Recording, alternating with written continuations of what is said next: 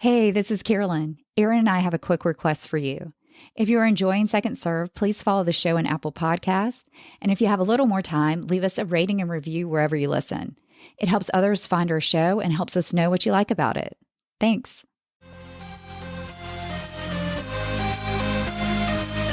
Hi, this is Carolyn, and I'm here with Erin, and we are doing this podcast in person, which is pretty rare for us, but we are at USTA North Carolina's annual meeting, and we are thrilled to have on the podcast Kelly and Helen, who are the co-founders and co-executive directors of Will Serve NC. Will Serve NC is a 501c3 nonprofit whose purpose is to grow and support wheelchair tennis in North Carolina. We've been wanting to have Kelly and Helen on the podcast for a long time, ever since we met them. How did we meet them, Erin? Did you meet Helen first? Helen and I actually met years ago. I want to say it was 2018, 2019, somewhere around there. And we happened to play a singles match against each other, very competitive match at the state championship. And she actually mentioned at that point that you were working with wheelchair athletes. And I had never even heard of wheelchair athletes playing tennis. And I just thought that was really cool. It stuck in my mind. And then in 2021, the four of us that are sitting in this room together, Kelly and Helen won an award for Wheel Serve NC that year. And Carolyn and I won an award at USTA Southern for our podcast. And we started talking again. And then I remember looking at you and saying, wait, didn't we play a match? And I remember you telling me about how you were working with wheelchair athletes back then. And I thought it was really neat that, it just kind of all came full circle that we met so many years ago, and I didn't know that we would ever cross paths again. And now we're sitting in a hotel room, recording a podcast together about a business that you created out of working with wheelchair athletes. I just think that's very cool. Yes. And I remember at that award ceremony, Kelly's acceptance speech brought everyone to tears. It brought the house down. It brought the house down. So thank you both for being here. Kelly, can you start off and maybe tell us that story and how you met Helen and created Will Serve NC? Thank you so much for having us here today. I had a diving accident in 2015. I was just an average person, in graduate school, coming home to Charlotte for 3 weeks to visit my parents, and decided to go to the neighborhood swimming pool at 10 a.m., I'll never forget, and dove off the diving board into the deep end, or what I thought was the deep end, and it ended up being too shallow. So I hit my head, broke my neck. And what happened was, thankfully, I had friends there, and they were able to kind of balance me in the water. And Lifelike came, took me to the hospital, and it was at that moment that I regained consciousness and knew, wow, life is going to be very different. I knew right away that there was no sensation below my collarbone. And I just knew that moment, you go one way or the other, and I was going the other way. And what transpired was a year of 6 months in the hospital, 6 months in a skilled nursing facility. And then what would have been a victory is to being discharged home. But once I got home, I was just surrounded by certified nurses assistants and isolated in the community. And I thought, man, I'm young. I've got a long life to live. I was like, I don't see a purpose in living in this life. How can I do this forever? And I'm a very type A, purposeful person, and I still wanted to be that. And I wanted to move forward, but very afraid to move forward. And so thankfully, I was introduced to a hospital-based wheelchair tennis program.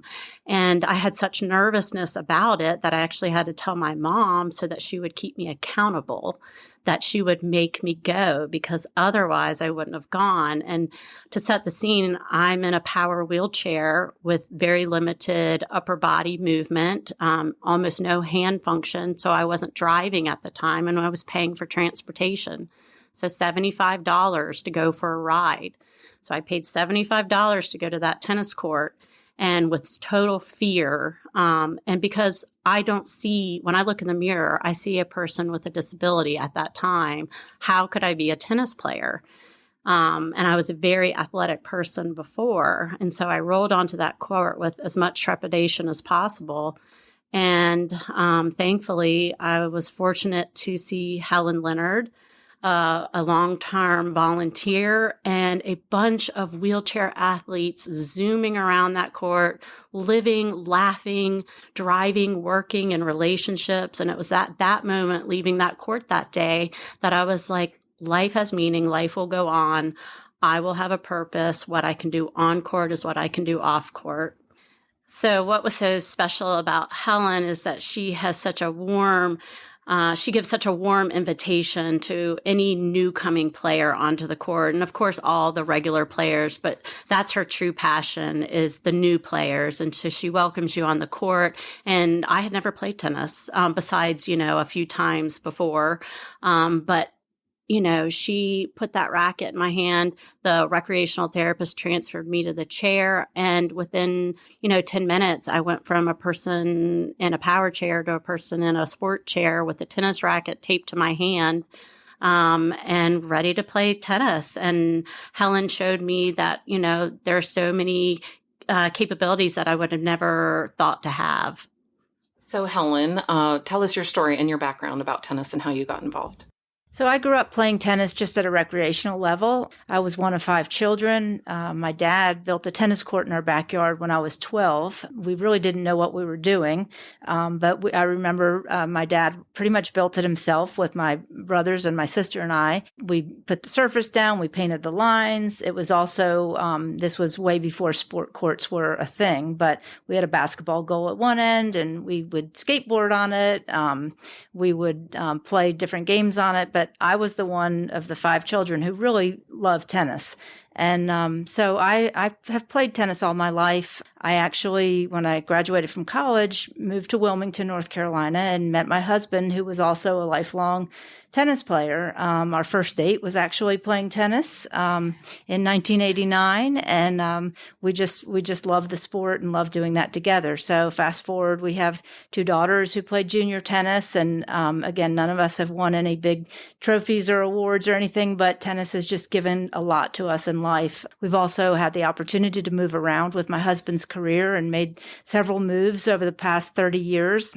And whenever we move to a new community, tennis is something that immediately connects us with people who we have things in common with. So I've always felt just very grateful for the opportunity to play and at a recreational level. And it just gives me so much joy. So as Kelly mentioned, I was volunteering for this hospital-based program in Charlotte and met several players, along the way. And then one week, they brought someone new in, and I was excited because they were bringing a female, and there were not a lot of women in wheelchairs playing tennis through this program. I think maybe it's more intimidating for women who don't want to, set themselves up to fail.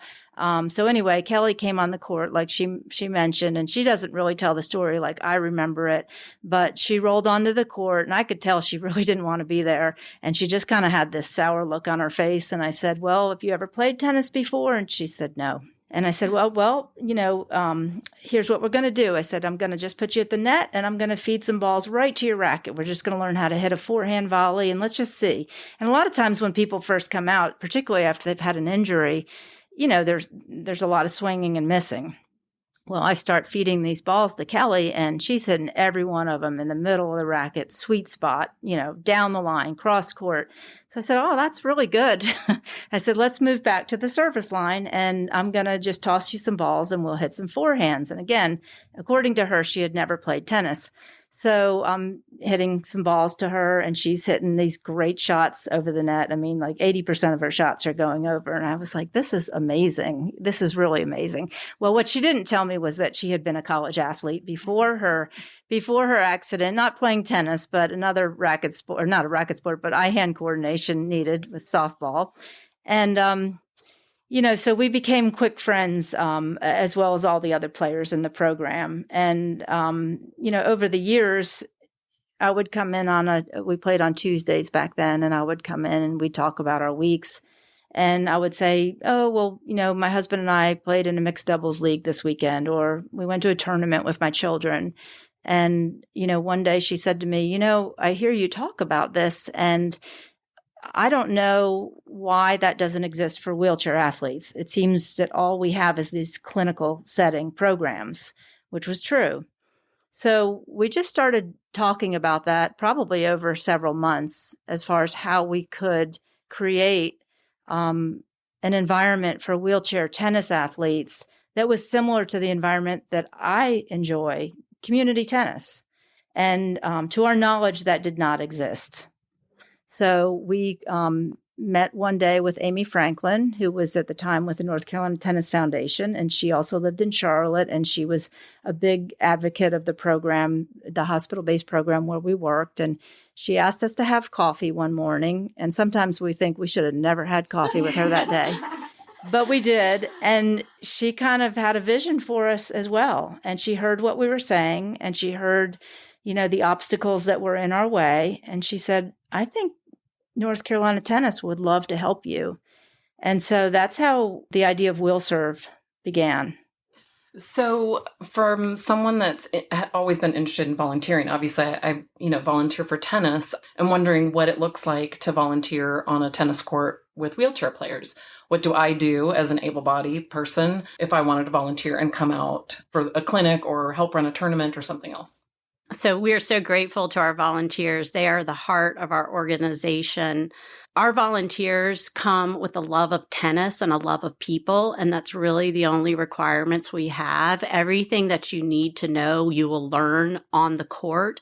I think there's a lot of misconceptions and fear about working with a population that you're not familiar with, and I think that is so natural. Before I was in a wheelchair, I would have had those same reservations of, I don't want to say the wrong thing. I don't know what they can do. Should I ask for help? Should I say, do you need help? Do I ask how they got hurt? All of these things are running through volunteers' heads. And I think you quickly realize in having a conversation with any of our players that we are just people that had a really bad day. Helen often says the only difference between the two of us is that I had one really bad day. And I think that's so true. And I am just a person sitting down. That is the only difference between me and you. And I think if we can look at the similarities are far greater than the differences. And so our volunteers, we don't require them to be trained in medical anything. We have common disabilities that you'll see, mainly spinal cord, MS, and, people with an amputation, but they come to the court just wanting to play tennis. And we provide all of the equipment, adaptive as well as tennis equipment. It's free to participate. We're 100% volunteer run. And we encourage anybody interested in volunteering to reach out through Instagram, Facebook, and our website. The thing I love about our volunteers is they truly, 99% of them come because they love tennis and they want to share their love of tennis with all of these wheelchair athletes. And we're all just a group of average players. I think many times people think, oh, well, we've got to hire a coach. And to me, and Kelly and I always say this, let's put fun before fundamentals. And that's what makes us all enjoy our time on the court. I will say, hands down, the wheelchair athletes in our programming, and we have over 70 now in the state, are just the most kind and considerate and positive and encouraging to everyone on the court, whether you're in a chair or not. One of the things I like about the structure of our programming is that we play a lot of up-down tennis. So I, as an able-bodied player, would be the up person, and Kelly, as a wheelchair athlete, would be the down person. So we mix players together. So it's not, oh, the wheelchair players are over on this court and the able-bodied players are on this court. No, it's the same game. We play it together. The only difference is that they get 2 bounces if they need it. Other than that, it's the same game, and we're all there for the love of the sport. So I would get 1 bounce, right? And then my wheelchair partner would get 2 bounces? Yes. Yep. And Kelly and I actually played in a tournament in Wilmington, North Carolina. It was a couple years ago, and it was an able-bodied tournament. And this is something that we've tried to do with WheelServe over the last few years, is integrate some of our higher-level players into able-bodied tennis because we have programming. We have 6 programs in the state now, over 70 players, and our programs meet weekly or twice a month. So that's great. But our players who fall in love with tennis want more. So in my mind, why should we have to reinvent the wheel, no pun intended, but let's take those players who have the skill set and let them integrate into tournaments or leagues, because there's no reason that they can't do that. So Kelly and I did play in a tournament, and I think afterwards she thought, I'm going to get a better partner next time. But we played in a ladies 6-0 division, and we more than held our own in that. But you can describe the experience of how you were received, I think. Yeah, I think they had apprehension just as much as I did walking up to the net. I think they were like, oh my goodness, how do I hit down to you? Like, should I not play as hard? And I'm like, no, you should, because I registered for this event. And if I'm in this division, you play your game because I'm going to play my game. But I had the same fear because I'm like, do I fit in on this court?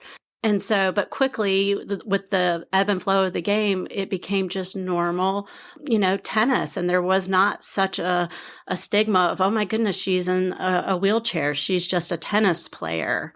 I think that's what's important, is whether it's in a program or a league or anything, it's that we want to be seen as a tennis player, not only a program for people with a physical disability. That's why the volunteers integrate into us just friends. We come that day to forget the rest of our week, just as any able-bodied player does. They come on that court to drop their work schedule, to drop the family chaos, and we come to forget all of the struggles that we have the other 6 days of the week. Thanks to Kelly and Helen for coming on the podcast. If you'd like to donate or volunteer, we've included a link to their website in our show notes. We have one more episode where we discuss if there are bad line calls, the craziest situation that they've had to deal with that luckily had a happy ending, and their most memorable moments. Thanks so much for listening, and hope to see you on the court soon.